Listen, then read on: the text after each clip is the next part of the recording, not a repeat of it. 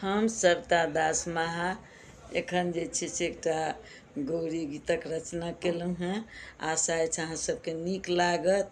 स्वरचित अछि, अहाँ सबके सुना रहल छी।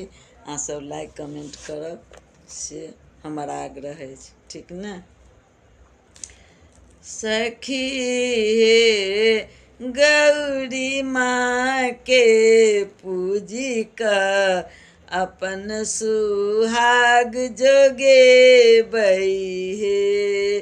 सखी हे गौरी माँ के पूजी का अपन सुहाग जोगे बई हे।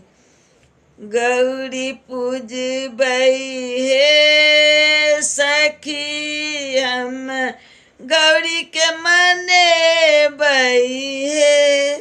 सखी हम गौरी के मनेबै हे।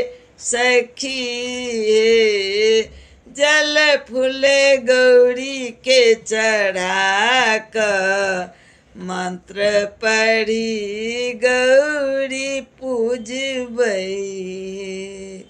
सखी हे गौरी माँ के पूजी का अपन सुहाग जोगे बई हे। आरती उतारबै हे सखी हम भजन सुनेबै हे। सखी हम भजन सुनेबै हे।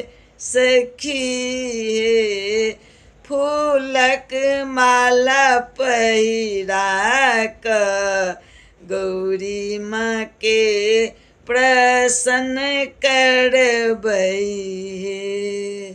सखी हे गौरी माँ के पूजी का अपन सुहाग जोगेबै हे। मन से पूजबै हे सखी सुहागिन रहबै हे। सखी सुहागिन रहबै हे।